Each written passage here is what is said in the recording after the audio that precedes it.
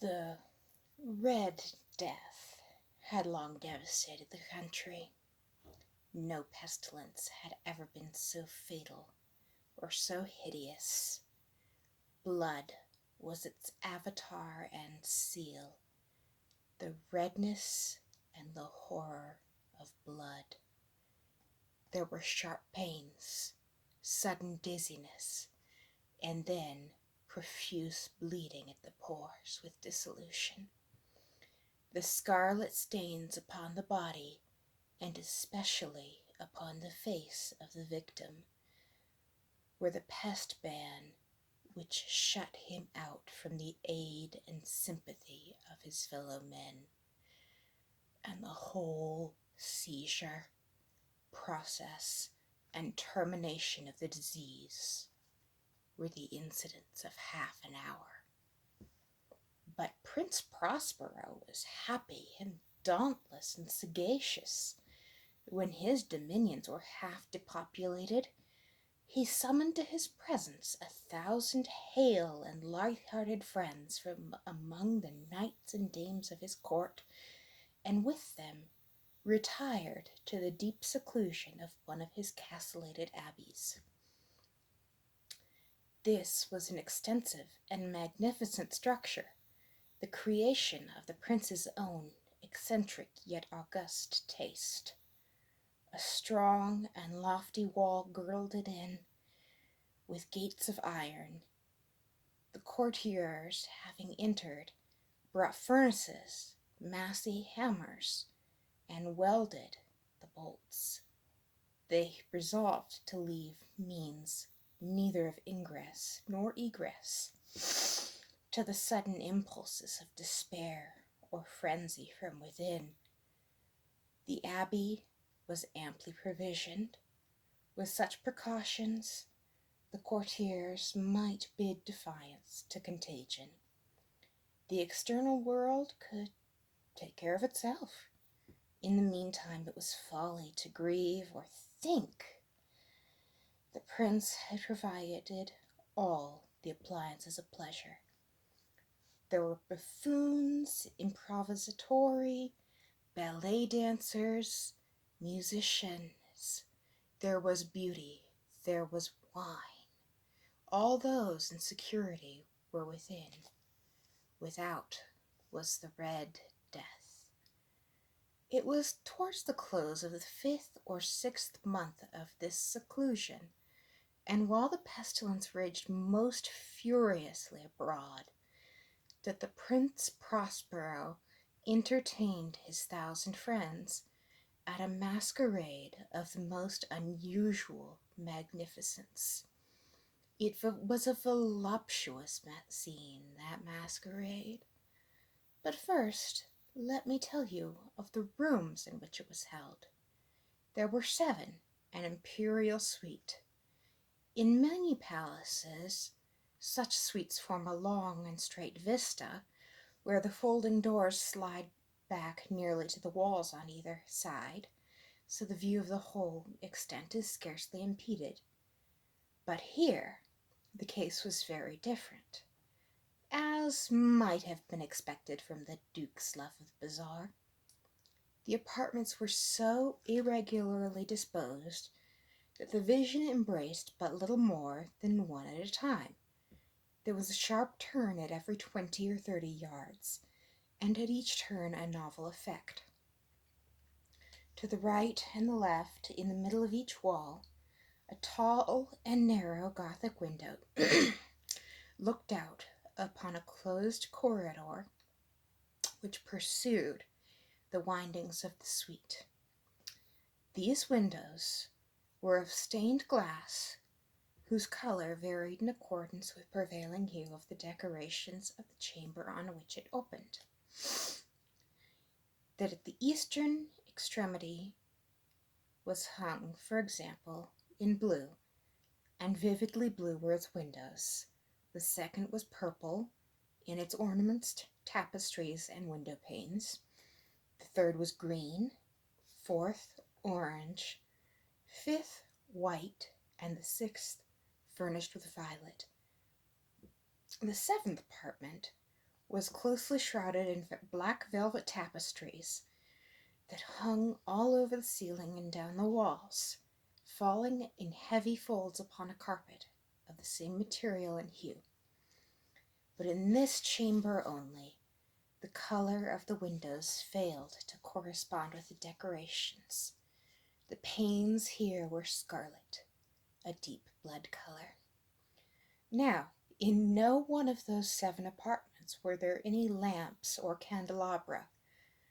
Amid the profusion of golden ornaments that lay scattered to and fro, or descended from the roof, there was no light of any kind within the suite of chambers, but in the corridors that followed the suite there stood, opposite to the windows, heavy tripods bearing braziers of fire that projected their rays through the tinted glass and glaringly illuminated the rooms. And thus were produced a multitude of gaudy and fantastic appearances. But in the western or black chamber, the effects of the firelight that streamed upon the dark hangings through the blood-tinted panes was ghastly in appearance, and produced so wild a look upon the countenances of those who entered, that there were few in the company bold enough to set foot within it at all. It was in this apartment also that there stood against the western wall a gigantic clock of ebony. Its pendulum swung to and fro with a dull, heavy, monotonous clang.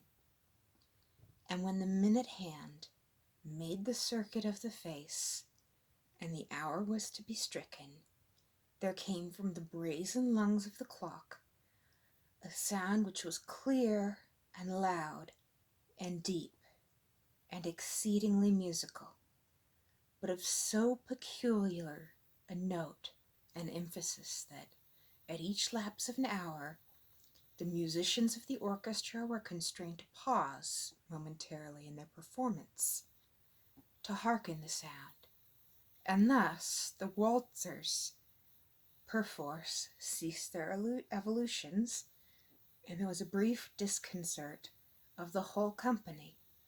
And while the chimes of the clock yet rang, it was observed the giddiest grew pale. The more aged and sedate passed their hands over their brows, as if in confused revelry or meditation.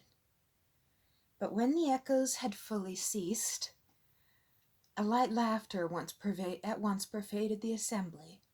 The musicians looked at each other and smiled at their own nervousness and folly, made whispering vows, each to the other, that the next chiming of the clock would produce in them no similar emotion. And then, after the lapse of 60 minutes, there came yet another chiming of the clock, and yet the same disconcert and tremulousness and meditation as before. In spite of these things, it was a magnificent revel.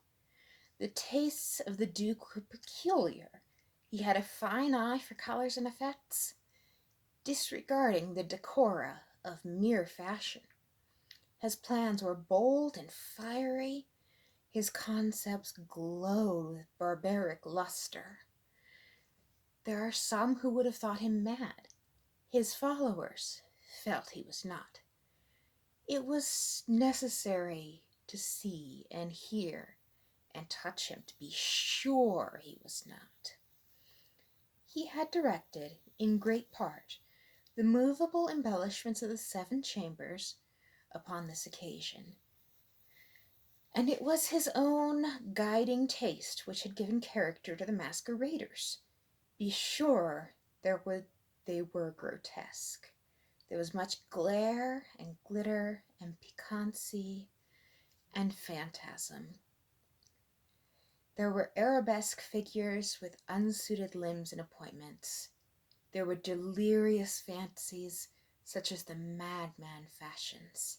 There was much of the beautiful much of the wanton, much of the bizarre, something of the terrible, and not a little of what might have excited disgust.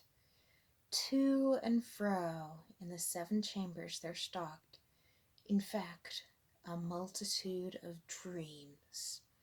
And these, the dreams, writhed in and about, taking hue from the rooms, and causing the wild music of the orchestra to seem to echo their steps.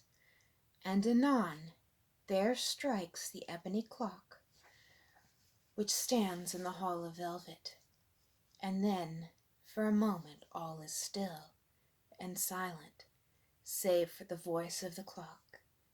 The dreams are stiff frozen as they stand, but the echoes of the chimes die away.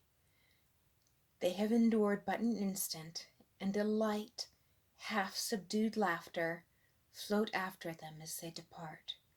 And now again the music swells, and the dreams live and writhe to and fro more merrily than ever, taking hue from the many-tinted windows through which stream the rays from the tripods. But at the chamber which lies the most westwardly of the 7, there are now none of the maskers who venture, for the night is waning away, and there flows a ruddier light through the blood-colored panes, and the blackness of the sable drapery appears, and to him whose foot falls upon the sable carpet, there comes from near the clock of ebony a muffled peal, more solemnly emphatic than any which reaches their ears who indulge in the more remote galleries. But these other apartments were densely crowded, and in them beat feverishly the heart of life, and the party went whirlingly on, or at least until commenced the sounding of midnight upon the clock.